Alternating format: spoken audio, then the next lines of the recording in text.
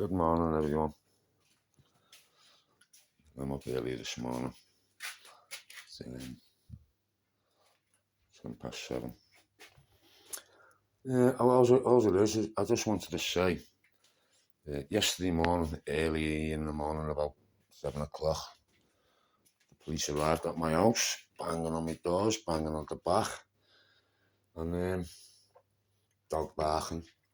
I was just about to get in the shower, so I went to the window, and he said, "Can you come to the door, Reg?" I said, "What for?" We got a warrant. It's gonna see it. It's on the phone. I can't see that from there. I said, there can't be a warrant on the phone. So they want to see a warrant signed by a judge with the court seal on it. We don't need one of them. So anyway, I was chatting to them. They were trying to coax me down to the door for about, must have been half an hour or so. Seemed a bit longer like, but must have been half an hour, I think. But I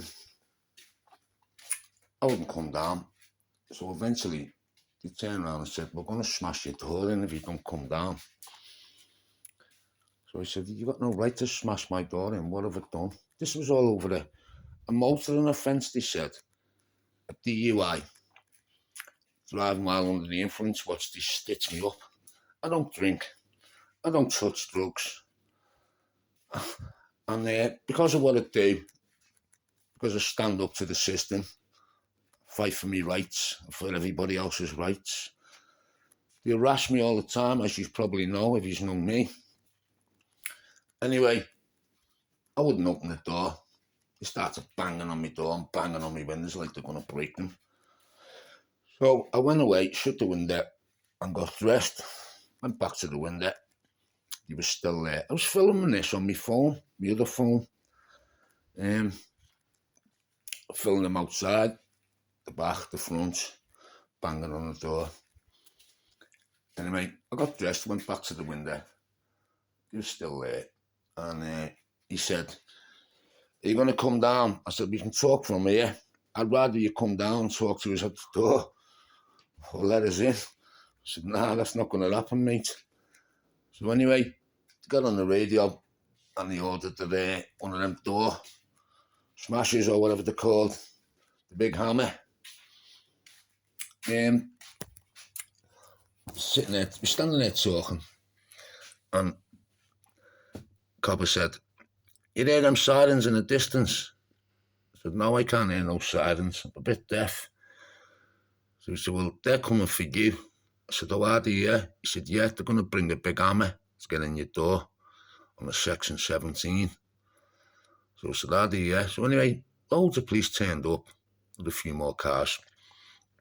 And he brought this it's like a big saw, big lecky saw. And he started setting it up so they can cut through my door. So we started cutting through my door. So I said to him, "All right, listen, leave my door alone, I'll come out." So I went round the back, because the front door won't open because they've smashed it that many times. I've had to screw it into the framework, into the wall, and I have to use the back door now. So anyway, I goes out in the back, throws me in handcuffs, arrests me, takes me round the front, puts me in the car in handcuffs, and I had my body cam on. So anyway, he said, "What's this?" I said, "It's a camera." So he started taking it off me. I said, "No, you can't do that, mate. I want that as evidence. I'm allowed to film this." "No, you're not." So anyway, I had my coat on over it, and I had to take my coat off. So he took the handcuffs off me, to take my coat off, took the camera off me, and he goes round to the boot of the car, opens the boot, and puts my coat in the boot and the camera, and then he starts going through my pockets of my coat, which my wallet with all my money, my bank cards, everything that was in it, and he takes it out my pocket. I think he took me tobacco tin and me lighter out my pocket. "So what are you doing with them, mate?" He said, "We've got to search your property. It's going into your property." So I said, "Where's my wallet?" He said, "It's here, it's going into your property." So then I noticed, right, because earlier on at the window, I said to them, "Have you got your cameras on?" And he said, yeah, no, do you want them on? I said, yeah. So they switched the cameras on. And then I noticed the cameras were off when he was going through my pocket. So I said to him, why have you turned the camera off, mate? He said, I haven't. I said, you've turned your camera off, mate, because there's no light on at all. And he said, it doesn't need a light on, which I know what they do. They have a light on when they're on, a red light or a blue light. So he turned his camera off while he's going through my phone, going through my pockets. Anyway, eventually puts me stuff in the boot and then carts me off to the police station, which is over the water from us, over the River Mersey into Wirral. That's where they took me, out of Liverpool, into Wirral.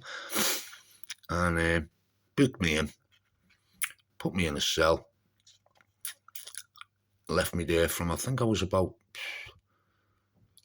8:30, 9 o'clock when we got to the police station. And booked me in, put me in the cell. And just left me there then. They kept checking on me I think it was every half an hour or something.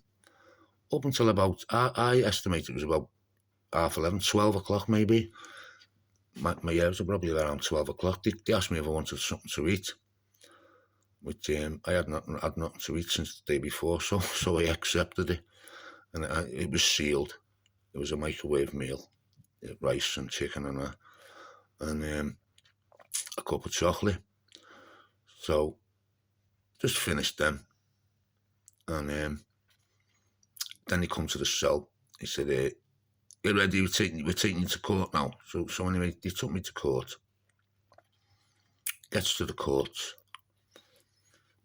put me in a cell. Left me in a cell in the courts for about, I wasn't there long, probably about 20 minutes, half an hour or something. Takes me up to the court. The magistrates and all them was in there. So when are you Mr. Austin? The magistrate said, no, I'm not Mr. Austin. That's a legal fiction. That's an implied trust. I said, I don't claim to be that name. I'm Reginald. And he said, Mr. Austin? No, I said, I just told you, I'm not Mr. Austin. He said, you know why you're here today? I said, no, don't understand why I'm here. So when he read out the charges, failing to give a blood test, a positive test reading of cannabis, which the positive test, when they took it, this was back in October last year, they took the test, they pulled me over, and a friend of mine had a bag of cannabis in her pocket, which they took off her. They take it out the car, take me out the car, searching me, handcuff me, put me in the back of the police car, and they had her sitting on the wall, and he had the cannabis in his possession, one of the coppers. The other copper, plain clothes, who handcuffed me, he took a test out, the saliva tests. He took one of them out, and he said, I'm going to test you for drugs. Because I don't touch drugs. And I hadn't had cannabis since the day before. The night before, I have one spliff before I go to bed. It helps with my anxiety and helps me sleep. One spliff, that's it. That was the night before. This is about 2 o'clock in the afternoon the next day. And I'd had breakfast. I'd had McDonald's. I'd been to McDonald's and I'd one of them breakfasts. I drank coffee. I drank tea. I drank bottles of water. I'd had cakes and stuff and a pasty from a shop. So there's no way cannabis would have been in my saliva. So I very much doubt it after eating all day. So anyway, I said, yeah, I'll take the test, voluntary, mate. So he opened the test, takes it out, and he says, can you put this in your mouth, rub it round, get some saliva on it, and then he put it on this test thing. So, okay, yeah. So I'm sitting there handcuffed in the back of the police car, and he gets this test, he does that, and then he puts it on top of the car. So I said to him, not at first, but I waited for a couple of minutes, and I said, where's that test, mate? And he said, it's there on top of the car. So I said, look, can I have a look? Because you're not supposed to take that out my sight while it's reacting, mate, or it's void. And he went, it's only there. So I went, can I have a look? And he pushed me back in the car, wouldn't let me see. As he pushed me back in the car, I seen the other copper. who'd been standing around, walking around, and there was a few of them there, you see, and this other copper was behind the car, which I assume he took the test off the top of the car from behind me from the other side, and he took it over to the girl, because I seen him walking over towards the girl who had the cannabis, and the cannabis was in his possession, and so was I assume, so was the test. Next thing, he comes back over. I noticed him walking around back to the front of the car. So I think I assume he put the test back on top of the car. The couple who was standing with me took it off the top of the car, and he went, "Oh, it's positive." I said, "No, mate, it doesn't matter." I said, "I know you've just been over there and you had cannabis in your possession." I said, "That's void." So anyway, they arrested me, took me into the police station, kept me in all night, went to court the next day. Should have seen a cock and bull story to come up with. That the reason they pulled me, I was swerving all over the road. I was in the wrong lane when I was turning. All lies. And when they put the blue lights on to stop me, I took ages to stop. See, the reason I didn't stop straight away is because we were on a busy bend. So I turned right into the side street out the way and pulled over.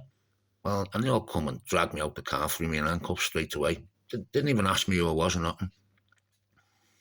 And this is how it went anyway. And then you know the rest. So anyway, I'm in court yesterday. And they all this cock and bull story.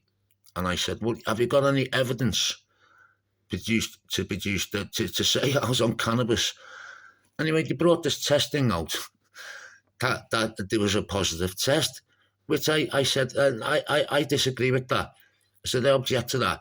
That test was void because it was taken out of my sight. It's not. It didn't follow procedure. And in the hearing, the previous hearing, they even admitted themselves that it was done incorrectly and they had to void it, and admitted there was no other evidence. So I thought it should have been thrown out then. But what I was up for at the time was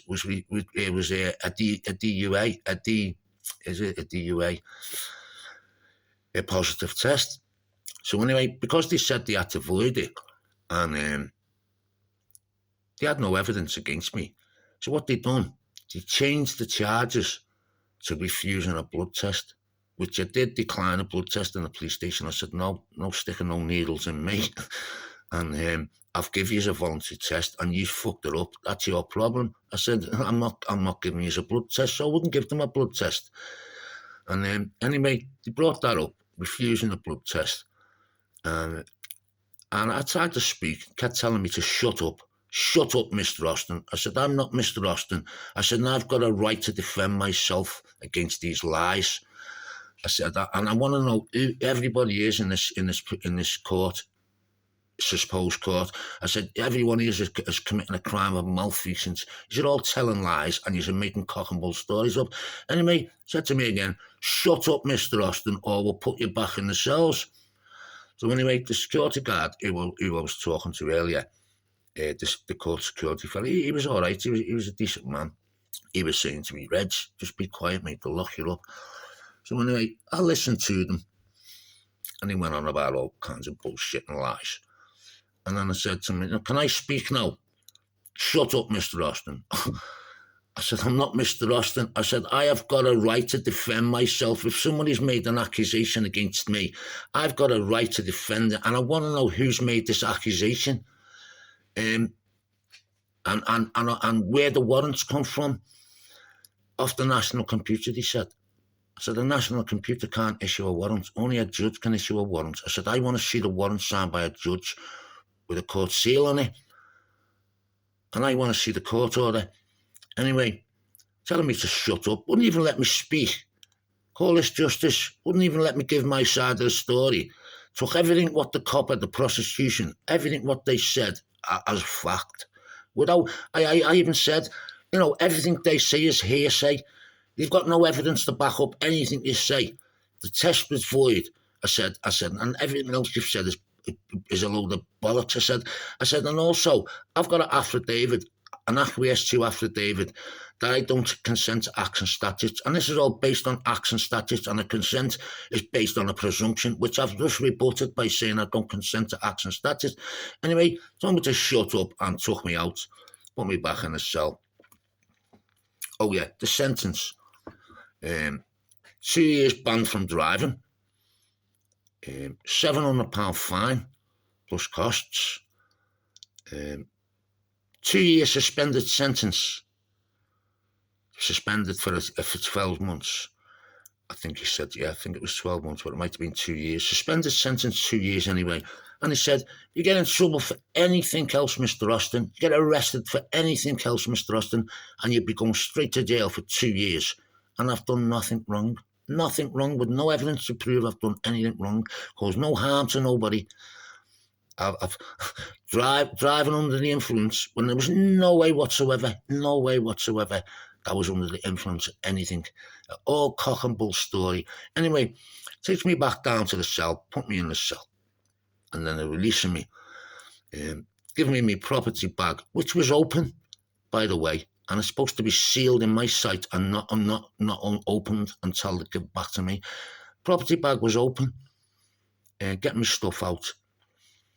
My tobacco tin, my lighter, my 2 gold chains, my bracelets, my sunglasses, my front door key. Anyway, at first, I never realised my wallet and my phone weren't there because of what was going on.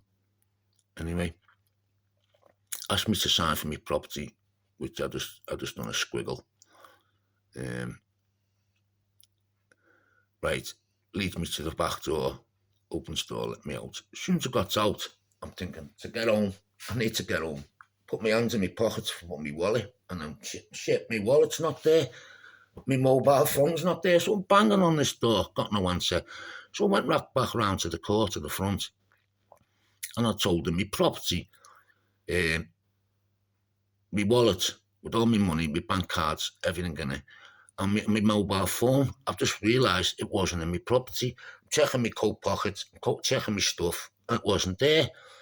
So anyway, they said, you'll have to go and report it. I said, report it to who? Yeah, you have to go to the police station and report it. So I went to the police station, which was next door, and I told them what happened. And anyway, I don't think she was a policewoman, police staff. She went into the back and phoned through to the custody suite that held me last night, the night before. And they said, she come back and she said, they said it's not over there. They sent everything over in your property bag, which it wasn't in when they give it to me. So anyway, I said, well, what's the name? Who was the arresting officers? She said, I don't know. She said, I said, well, can you find out? Because I need to know where my wallet is. So she went back in the back and she come back in and she said, I spoke to the arresting officers. They said they never took them off you. And God, they did. They even said to him, what are you doing with my wallet?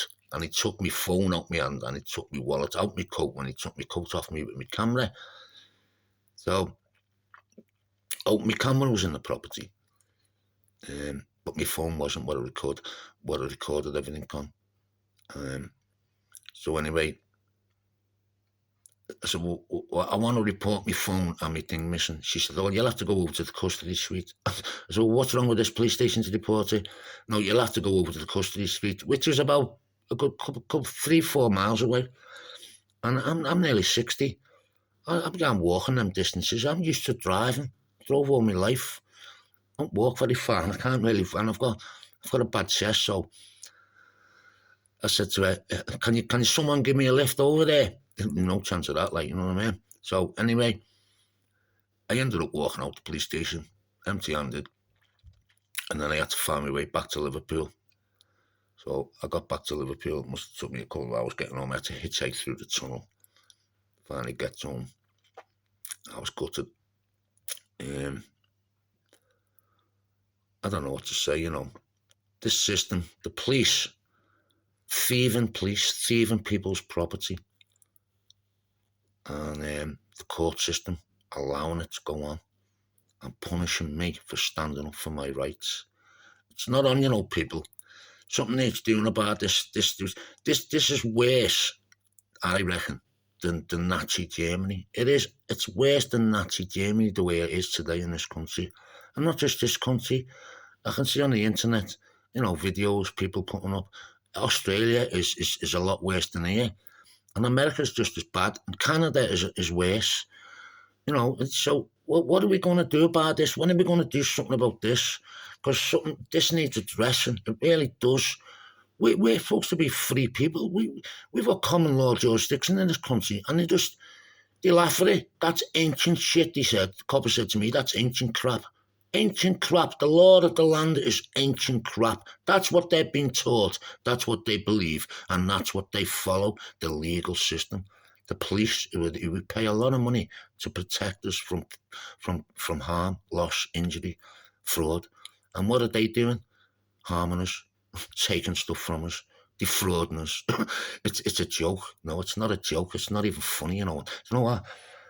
I'm not the type of person, mate. I'm a strong-willed man. And I'm not the type of person to back down. But you know what? I don't know what to fucking do next. I am absolutely up to here with the fucking bastards, because they proper harassing me for standing up for mine and people's rights. I've had enough, I really have had enough. Don't know what to do. I can see myself in the next week or so in jail for 2 years. I've done fuck all wrong. Nothing wrong but standing up for my rights on the side of the law. Sorry, I'll have to go in it because you know what? I'm fucking pissed off and it's just triggering me up. You people need to do something about this, I can't do this on my fucking own.